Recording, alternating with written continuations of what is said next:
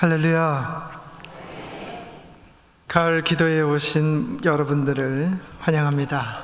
이 시간을 통하여서 부어주실 하나님의 놀라운 은혜를 사모하면서 귀한 시간 부족한 종을 불러주신 광주 베델교회 당회와 우리 리정빈 목사님 감사의 인사를 드리면서 변치 않는 마음으로 떠나간 우리 부교역자들까지를 위해서도 기도해 주시고 아낌없이 후원해 주신 모든 교우 여러분들께 같은 마음을 전합니다. 여러분들의 관심과 기도가 저희 같은 이런 초보 담임 목사들에게 얼마나 큰 힘이 되고 있는지를 제가 꼭 한번 말씀드리고 싶었습니다. 또 이렇게 불러주시니 더 뜨겁게 기도해달라고 부탁드릴 수도 있어서 참 감사한 시간입니다.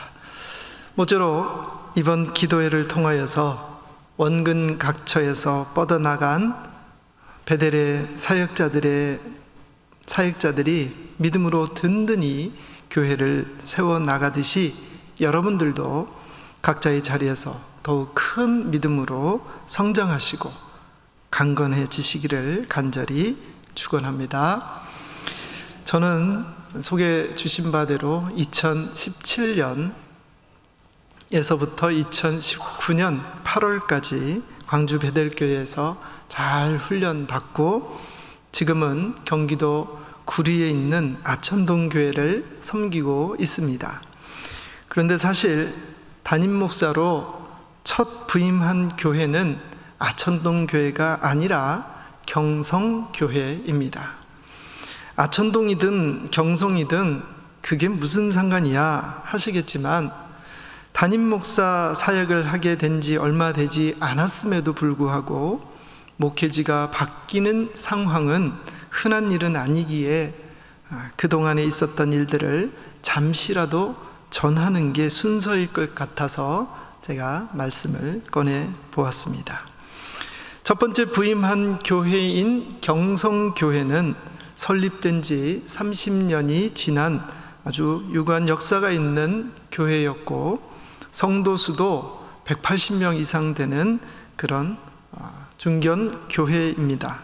그렇지만 여러 가지 이유와 여건으로 인하여서 제가 부임할 당시에는 출석 인원이 장년과 아이들 다 합쳐서 한 50명 조금 넘는 그 정도 되는 교회였고 엘리베이터도 없는 구축 건물 3층에다가 25평은 예배실, 또 25평은 다용도실과 교육부실, 목양실 이렇게 나눠서 활용했던 작은 상가 교회였습니다.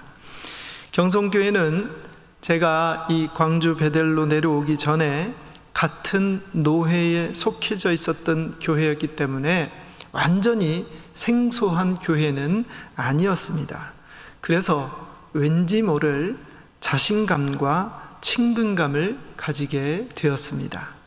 더욱이 저의 앞길을 축복해 주시기 위해서 당시 제가 섬기고 있던 4교구 여전도회와 남성교회 회원들께서 관광버스까지 대절해 주셔서 주일에 예배드리는 성도들보다 더 많은 그런 분들이 찾아오셔서 함께 예배를 드렸는데 제가 얼마나 힘이 되었겠습니까? 자신감도 넘쳤습니다. 원래 경성교회는 감사하게도 도시개발지역 안에 포함되어지게 되는 바람에 보상을 받아서 이주해야 했습니다.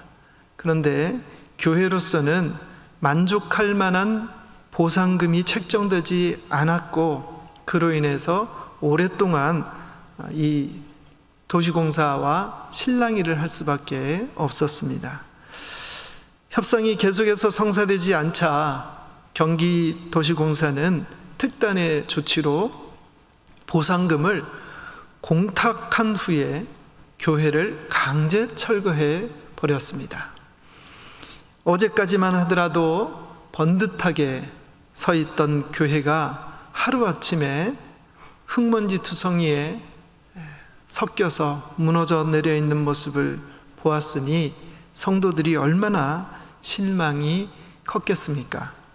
교인들은 철거더미 속에서 강대상과 의자들 또 각종 직기들을 겨우겨우 건져서 컨테이너 창고에 넣어두고 다 무너진 교회 터 위에서 새벽 예배를 드리거나 수요 기도회를 드렸습니다. 그러나 아무런 변화를 얻지 못했습니다. 결국 여기저기 예배 장소를 빌려가면서 예배를 드리고 있었는데 그 사이에 지병을 앓고 계시던 담임 목사님께서 별세를 하시게 됩니다. 그러니 더 이상 버티지 못하고 그제서야 급히 인근 상가로 교회를 옮기게 되었습니다. 1대 목사님의 장례를 끝내고 2대 목사님이 젊은 40대 목사님을 모시고 다시 시작하였는데 글쎄 이 젊은 40대 목사님마저 췌장암으로 1년도 버티지 못하고 돌아가시게 됩니다. 그리고 제가 3대 목사로 부임하게 된 것입니다. 저는 이 모든 소식을 부임하고 나서야 알게 되었습니다. 그러니 교인들이 그 짧은 시간에 교회는 강제 철거당했죠. 오갈 데 없이 남의 교회 가서 예배드렸죠. 개척하신 목사님은 별세하셨죠. 새로 다시 오신 목사님 역시 또 돌아가셨죠. 하는 모든 일들마다 다 막히고 무너져 내리니 교우들께서 얼마나 충격이 크고 염려가 낙심이 되었겠습니까? 저는 앞으로 담임 목사가 되면 이것은 이렇게 하고 저것은 저렇게 해서 목회해야지 라고 하는 저만의 목회 계획이 있었지만 그 계획들을 다 접어버리고 슬픔과 절망과 좌절 속에 있는 교우들을 먼저 위로하고 섬겨야 되겠다라고 목회의 방향을 정했습니다. 그렇게 3개월을 열심히 신방하고 섬기고 있었는데 2019년 12월 부임한 지 석 달 만에 중국 우한에서 코로나 바이러스가 발견되었고 우리나라에도 어김없이 이 코로나 바이러스가 전파되었지요. 이름하여 코로나19 팬데믹이 시작된 것입니다. 제 기억으로는 이 기간 동안 정말 많은 시간을 기도하면서 보냈던 것으로 생각됩니다. 사실 그것밖에 할 수 있는 것이 없었습니다. 한 번도 경험해보지 못한 일들이었기 때문에 당황스럽고 참담해서 주저앉아서 있을 수밖에 없었는데 감사하게도 광주 베델교회 사교구 많은 교우들과 또 식구들이 걱정해 주시고 또 후원도 해 주시면서 힘을 낼 수가 있었고 우리 리정빈 목사님과 사모님께서도 직접 찾아와 주셔서 위로해 주시고 격려해 주심으로 큰 힘을 얻게 되었습니다. 그런데 저는 코로나와만 싸우고 있을 수는 없었어요. 바로 법원에 공탁되어져 있는 공탁금을 찾는 일도 해야만 했었습니다. 법원에 공탁된 공탁금은 서류만 잘 갖추면 쉽게 찾을 수 있는 것이지만 그것은 개인 일대에 해당되는 것이고 교회는 법인이기 때문에 구비해야 될 서류가 더 많았고 중요한 것은 철거 시에 매우 중요한 서류가 그 철거더미 속에 묻혀버리는 바람에 정말 꼭 필요한 그 서류만 있으면은 아주 간단하게 해결이 되는 것을 돌아서 엄청나게 많은 증명할 서류들을 만드느라고 굉장히 복잡한 시간들을 보내야 했습니다. 필요한 서류를 준비하는 데만도 6개월 넘게 걸렸고 그마저도 기간이 지났다고 모든 서류를 다시 준비해야 했고 아무리 교회 쪽에서 철저하게 준비를 했다고 해도 담당 공무원이 바뀌기 전에 공무원이 하던 일을 인정하지 않으면 다시 준비해야 하는 등 복잡하고 어려운 그런 시간을 보내야 했습니다. 그러나 결국 하나님께서 도와주심으로 근 5년 동안 찾지 못했던 공탁금을 찾게 되었습니다.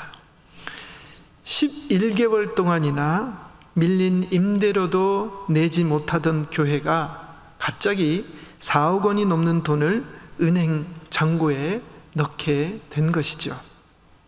그 사이에 끝날 것 같지 않았던 코로나도 조금씩 안정을 찾으면서 주일 출석 교우가 70명 가까이 늘어나게 되었습니다. 여러분, 코로나로 인해서 텅 비어있던 예배당이 다시 성도들로 빼곡하게 채워진 예배를 상상해 보십시오. 감격 그 자체입니다. 여기까지가 시즌 1입니다. 요즘 드라마도 시즌제로 해서 더욱 흥미롭게 만드는데 드라마는 허구이지만 저는 리얼로 말씀을 드립니다. 코로나도 끝나고 교회도 재정적으로 여유로워졌지만 저에게는 또 다른 기도 제목이 생겼습니다. 지역에서 30년 넘게 선한 영향력을 끼치던 교회가 좀 불미스러운 그런 일들로 점점 명예가 실추되어져 가고 있었고, 언제까지 이렇게 엘리베이터도 없는 그런 건물 3층에 초라하게 이렇게 있어야 되겠냐 하는 것이죠. 무엇보다 앞으로 교인들도 계속해서 늘어날 것이고 장소도 협소하고 또 고령의 성도분들은 엘리베이터가 없는 3층까지 오르내리기가 쉽지 않기 때문이었습니다. 속히 엘리베이터도 있고 또 교회 평수도 100평 정도 되는 그런 넓은 곳으로 옮겨야 한다 하는 기도 제목이 생긴 것이죠. 더군다나 지금도 월세가 220만 원에 관리비가 20만 원, 이거 계속 내면서는 절대로 여기서 벗어날 수 없겠다 싶은 거였습니다. 또 이제 막 주변에서 새로운 건물들이 들어설 때에 다시 말해서 프리미엄이 붙기 전에 빨리 예배당을 옮겨야지 되겠다 이런 생각도 들었고, 무엇보다 임대가 아니라 분양을 받아서 나중에라도 교회 부지를 매입해서 제대로 된 이 상가 건물을 탈출할 수 있겠다 싶었던 것이죠. 그래서 그때부터 열심히 발품을 팔면서 주변을 돌아다녔습니다. 어디 건물이 나왔다 하면은 득달같이 달려가서 물어보고 또 상의해보고 상담해보고 이러기를 몇 달간 하였습니다. 당시에 알아본 금액이 최소 9억에서 최고 11억까지 부르는 것입니다. 재정은 자립할 정도는 되었지만 새로운 교회로 옮길 수 있는 여력까지는 되지 못했습니다. 그래서 저는 할 수 있는 일이 기도뿐이죠. 다시 하나님 앞에 무릎 꿇기 시작했습니다. 이미 한번 기도하면서 그 복잡하고 힘든 일들을 해결했으니까 자신이 생긴 것이죠. 이번에도 반드시 하나님 내 기도 들어주실 것이다 라는 마음으로 자신이 생겨서 아주 야심차게 시작했습니다. 여기는 지금 강대상이 굉장히 넓지만 제가 있었던 그 교회, 경성교회 강대상은 한 3평 정도, 사람이 이렇게 누우면 딱 맞는 그 정도 사이즈였습니다. 저는 거기에다가 자리를 깔고 새벽 기도회 시간까지 하나님께 기도하다가 잠이 들기를 100일간 하겠다 결심을 하고 기도하기를 시작했습니다. 정말 열심히 기도했습니다. 100일이 됐을까요? 안 됐을까요? 100일이 지났습니다. 아무런 변화가 없었습니다. 오히려 잘 나오시던 교우들도 그동안 온라인 예배에 길들여져서 조그만 일이 있더라도 출석하지 않고 온라인 예배로 대체하기 일쑤였습니다. 또한 봐두었던 교회 자리도 하나씩 둘씩 팔려나가서 후보지도 점점점 줄어들게 되었습니다. 마음이 점점 조급해지고 낙심이 되었는데 포기할 수가 없었어요. 더 뜨겁게 기도했습니다. 그런데 이 와중에 제 몸에 심각한 문제가 발생했습니다. 어느 날부턴가 한쪽 다리를 절고 있는 것입니다. 저는 지금도 유지되고 있는지는 모르겠지만 광주 베델교회 토요 족구 모임에 나가서 스트라이커로 할 정도로 건강한 사람이었는데 난데없이 한쪽 다리를 절게 되었던 것입니다. MRI 사진을 찍어보니 허리 디스크가 터져 나와서 다리로 내려가는 신경을 누르고 있었다는 것입니다. 그래서 급히 수술을 하여서 조치를 했습니다만 오랫동안 눌려있던 신경은 회복되지 않았습니다. 제가 단위에 오를 때에 최대한 편해지 않으려고 애쓰면서 걸어서 그렇지 사실은 약간씩 절면서 걷고 있습니다. 제 의사 친구는 제가 이에 대해서 물어보니까 심각한 표정으로 그거 장애 판정 받을 수 있다라고 말을 하더라고요. 청천벽력 같은 소식이었습니다. 어떻게 해서든 힘을 내보려고 제가 목공소에 가서 예수님처럼 목공을 배워야 되겠다. 그러면 좀 나아지겠지 하는 마음으로 주보꽂이도 제 손으로 직접 만들기도 했습니다. 또 중국에서 한의학을 공부하고 큰 대침을 놔주시는 아주 실력 있는 목사님이 계시다고 해서 경기도 구리에서 대구까지 기차 타고 택시 타고 찾아가서 다리를 관통하는 침을 여러 번도 맞아 보았습니다. 그렇지만 여전히 다리는 움직이지 않았습니다. 몸과 마음이 다 가라앉을 대로 가라앉았습니다.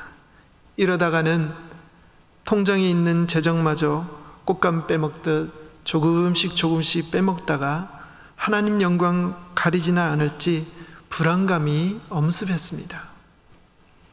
그렇게 응답 없는 불안한 시간이 지속되던 어느 날 평소에 잘 알고 지내던 장로님께서 전화를 주셨습니다.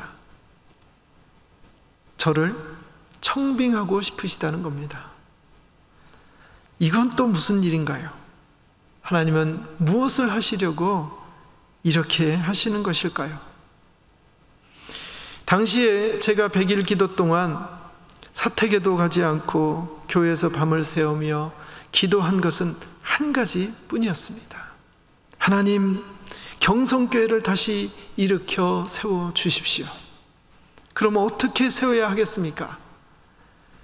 교회 통장에 4억 조금 넘게 있고 사택을 현금화하면 2억 조금 되고 교회 전세로 있는 그 보증금 3천만 원 있고 다 긁어 모아봐야 7억인데 분양가는 싼 건물이 9억이고 분양받았다고 해도 내부에 교회 리모델링을 해야 되니까 그거 하느라고 1억, 또 각종 집기류나 부대 비용 필요한데 그거 하느라고 또 1억, 그러니까 부족한 2억에 추가 비용 2억에 사택은 나중에 준비하더라도 총 4억이 필요합니다.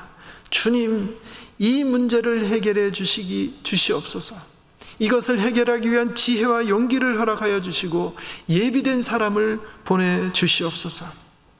제가 이것만 기도했지 하나님 저를 다른 데로 보내주십시오 이런 기도를 한 적이 없습니다. 그런데 느닷없이 장로님을 통하여서 청빙 요청이 들어온 것이죠. 청빙을 제안하신 장로님은 다름 아닌 제가 첫 전도사로 사역했던 아천동 교회 장로님이셨습니다. 34년간 교회를 섬기시던 담임 목사님께서 조기 은퇴하시게 되어서 새로운 사역자가 필요한데 모르는 분을 청빙하는 것보다는 이미 알고 있는 사역자 중에서 모시는 것이 좋지 않겠냐 해서 저를 택하였다라고 말씀을 하시는 것입니다. 저는 정신을 차리고 다시 기도했습니다. 하나님, 이게 맞습니까? 이게 옳습니까? 저를 이 경성교회에 보내셔서 담임 목사로 사역하게 하신 이유가 있으실 텐데 왜 느닷없이 또 다른 교회에서 청빙 요청이 들어오게 하십니까? 한참을 기도했습니다. 그런데 갑자기 하나님의 계획이 깨달아지기 시작했습니다. 무슨 말이냐면 경성교회를 다시 일으키는 일은 하나님께서 하시는 일이지 너가 반드시 그 일을 해야 하는 것은 아니야. 너 참 교만하구나 라고 하시는 말씀이었습니다. 목회자가 제일 조심해야 할 때가 하나님께 기도하고 하나님께 간구해서 놀라운 기적과 은혜를 경험하고 나서는 이것이 마치 내가 한 것과 같은 이런 착각 속에 빠지는 것이 가장 위험할 때라는 것을 그제서야 깨닫게 된 것입니다. 사실 제 평생에 몇 억씩이나 되는 돈을 결제해보고 은행의 VIP 고객실에 가서 도장 찍어보는 일을 몇 번이나 해보겠습니까? 솔직히 그때는 제 돈도 아니지만 괜히 우쭐해지기도 했습니다. 너는 여기까지다. 이후의 일은 다른 사역자를 세워서 해결할 거야. 내가 너에게는 또 다른 사역자를 줄 테니 너는 그곳으로 가라. 하나님의 준엄한 명령으로 느껴졌습니다. 저는 너무나 서운했습니다. 마치 가나안 땅을 앞두고 그 땅을 들어가지 못하고 지켜만 봐야 했던 모세의 마음이 바로 이런 마음이지 않았을까 하는 그런 생각이 들었지만 아무런 대안은 없었습니다. 제가 그 자리를 고집하면 경성교회가 더 좋은 기회를 놓치게 될지도 모른다는 깨달음이었어요. 하나님께서는 경성교회의 다음 스텝을 위하여서 꼭 필요한 적임자를 세우시려는 모양이구나. 동시에 나를 또 다른 사역지에서 일하게 하시는구나. 조금씩 그 깨달음이 저의 마음속을 파고들기 시작했습니다. 저는 한쪽 다리를 제대로 쓰지도 못하게 하시면서까지 저의 교만함을 지적하신 하나님께 엎드리고 이 천한 것 또 어디에 쓰시려고 그러시냐며 아천동 교회에서의 청빙 제안을 받아들이게 되었습니다. 그래서 경성교회 성도들은 영문도 모르고 저의 사임서를 받아야 했고 아천동 교회 교인들께서는 34년간 헌신하셨던 목회자를 떠나보내고 새로운 사역자를 맞이하게 된 것입니다. 그리고 아천동 교회는 작년 11월에 저를 위임하여 주셨고 올 4월에 창립 60주년 기념 예배까지 드리게 되었습니다. 그리고 올 12월까지 세 분의 권사님과 두 분의 안수집사 또 두 분의 장로를 세우기 위하여서 기도 중에 있습니다. 담임 목회지를 구하기 힘든 요즘 같은 시기에 저 같은 그것도 한쪽 다리도 불편한 이런 사람을 3년 만에 또 다른 사역지를 섬기도록 하신 것은 하나님의 인도하심이 아니라면 불가능한 일입니다. 부족한 종을 통하여 하나님께서 일하심을 깨닫게 하시니 감사와 영광을 올려드릴 뿐입니다. 지금까지 그동안 저를 통해 일하셨던 하나님의 일하심을 제가 여러분들에게 간략하게 소개해 드렸습니다. 그런 저를 통하여서 이 밤에 어떤 말씀으로 전하게 하실까? 어떤 말씀으로 우리 광주 베들교회 이 기도의 시간에 전해야 될까 기도하는 중에 오늘 말씀이 눈에 들어오게 된 것입니다. 다 함께 오늘 본문 말씀의 제목이 있기도 한 8절 말씀을 읽어보도록 하겠습니다. 시작.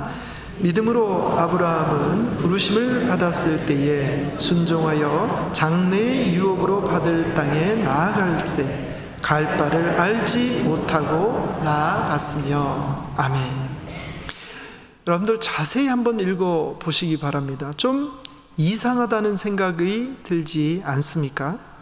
아브라함은 분명히 믿음으로 순종하여서 장래의 유업으로 받을 땅에 나아갔다라고 이야기하고 있습니다. 기록하고 있어요. 그런데 뒤는 뭐라고요? 갈 바를 알지 못하고 나갔다는 것입니다. 흔히 우리가 믿음을 가진다라고 하는 말과 갈 바를 알지 못한다 하는 말은 뉘앙스가 다르죠. 반대적인 의미로 쓰여지지 않습니까? 확신과 근거를 가졌다고 하면서도 어디로 가야 할지 알지 못하고 나아갔다. 이것은 우리의 고개를 갸우뚱하게 하는 그런 구절이죠. 머리가 점점 복잡해집니다. 히브리서는 유대인 그리스도인들이 기존에 자신들이 믿고 있던 유대교를 버리고 예수 그리스도를 믿는 기독교로 개종한 것에 대하여서 여러분들의 믿음은 잘못되지 않았습니다. 여러분들의 선택은 잘못되지 않았습니다. 라고 하는 확신을 주기 위해서 기록된 것이다 라는 점을 감안하고 읽으시면 히브리서가 좀 더 눈에 쏙쏙 이해가 되실 겁니다. 그래서 히브리서 기자는 그리스도인들이 믿는 예수 그리스도가 기존 유대인들이 존경에 맞지 않는 믿음의 조상인 아브라함보다도 훨씬 더 뛰어난 분이다 라는 사실을 말하려고 아브라함뿐만 아니라 오늘 11장 전체에서 열거하고 있는 많은 믿음의 선진들의 믿음을 다 이야기하고 예를 들어서 이야기하고 있는 것입니다. 그런데 히브리서 기자는 여기서도 뒤통수를 칩니다. 13절과 39절 말씀에 보면은 공통된 부분들이 있어요. 약속된 것을 받지 못하였다라는 말입니다. 그렇게 믿음이 뛰어나고 그렇게 믿음이 좋다라고 열거를 쫙 해놓고는 히브리서 기자가 뒤통수를 쳤다는 얘기죠. 뭐라고요? 그렇게 했어도 그들이 약속한 것은 받지 못했다는 것이에요. 우리가 믿음이 좋으면은 약속한 것을 받아야죠. 복을 받아야죠. 그런데 약속한 것을 받지 못했다고 얘기하는 것입니다. 이 점은 아브라함은 믿음의 조상이다 라고 믿고 있는 저희들이나 정통 유대인들에게 상당히 불쾌감을 줄 수 있는 대목입니다. 왜냐하면 믿음의 조상 아브라함이 그의 믿음을 하나님께 드려냄으로 인하여서 이렇기 때문에 믿음의 조상이라고 불립니다 라고 하는 그런 업적들을 쭉 열거해 놓아야 하는데 지금 히브리서 기자는 그렇게 하지 않고 오히려 약속된 것을 받지 못하였다라고 뭔가 믿음의 선진들을 깎아내리는 듯한 말을 두 번이나 그렇게 해버렸기 때문이죠. 히브리서 기자는 도대체 무슨 말을 하고 싶은 것이었을까요? 이 상황을 좀 더 구체적으로 살펴보려면 아브라함이 믿음으로 본토 친척 아비집을 떠나는 장면인 창세기 12장으로 가봐야 합니다. 창세기 12장 4절에 있는데요, 다 같이 한번 읽어보십시다. 시작. 이에 아브라함이 여호와의 말씀을 따라갔고 롯도 그와 함께 갔으며 아브라함이 하란을 떠날 때에 75세였더라. 아멘. 여러분, 여기에서 우리가 주목할 것은 아브라함은 하란 사람이 아니라 갈대아 우르 사람이라는 것입니다. 우리가 너무 잘 알고 있죠. 아브라함의 고향은 갈대아 우르입니다. 다시 말해서 그는 하란에 와서야, 자기 아버지가 죽고 나서야, 그제서야 하나님의 명령에 순종하며 떠났다는 사실을 우리가 읽을 수 있어야 한다는 것이에요. 아브라함은 벌써 갈대아 우르에서부터 하나님의 말씀을 들었던 사람입니다. 그럼에도 불구하고 실천에 옮기지 못했어요. 이 말은 무슨 말이냐? 그가 믿음이 좋다, 믿음의 조상이다라고 불릴 만한 그런 믿음이 없었다는 것을 말하고 있는 것입니다. 그런데 저는 오늘 오히려 이 지점에서 위로를 받습니다. 만약 아브라함과 우리가 질적으로 다르고 성정부터 다른 존재였다고 한다면 저와 여러분들은 어쩌면 아브라함이 가지고 있는 그 믿음을 영원히 우리는 가질 수가 없었을지도 모릅니다. 존재 자체가 다른 사람의 믿음을 우리 일반인들이 어떻게 가지겠냐고 하는 것이죠. 그런데 성경을 보니까 아브라함도 우리와 별반 다를 것이 없는 사람이었다 라는 것이고, 히브리서 기자도 바로 이 점을 말하고 싶었던 것입니다. 그래서 믿는다고 했지만 어디로 가야 할지 모르고 떠났다라고 기록을 하고 있는 것이죠. 오늘 이 밤에 저는 딱 한 가지만 말씀드리고 싶습니다. 우리를 사용하시는 분은 하나님이시지 나 자신이 아니라는 것입니다. 내 노력과 내 수고와 내 재능으로 구원을 얻고 하나님께 택함받는 것이 아니라 하나님께서 하셨다고 하는 것이에요. 내가 잘하고 내가 완전해서가 아니라 믿음의 조상이라 불리는 아브라함조차도 갈 바를 알지 못하고 주께서 이끄시는 대로 그 발자국을 하나씩 하나씩 떼었다라고 하는 것입니다. 하나님께서 하셨다는 얘기지요. 저는 아까 길게 저의 지나왔던 이야기들을 말씀을 드렸는데, 다른 건 다 잊어버리시더라도 제가 100일 동안 하나님 이거는 이렇고요, 저거는 저렇고요, 그러니 이렇게 해야 되고요, 저렇게 해야 되고요, 감히 제가 하나님 앞에 나의 계획서를 올려드리며 하나님을 나의 기도의 도구로 사용하려고 했던 그 모습만 기억해 보십시오. 절대로 내가 하는 일이 아니라 하나님께서 하신다는 것을 여러분들 이 시간에 깨달을 수 있기를 간절히 바랍니다. 내 뜻과 내 계획을 아무리 철저하게 세워봐야 하나님께서 일하지 아니하시고 하나님께서 허락하지 아니하시면 모든 것은 물거품이 되고 만다는 사실을 기억해야 한다는 것입니다.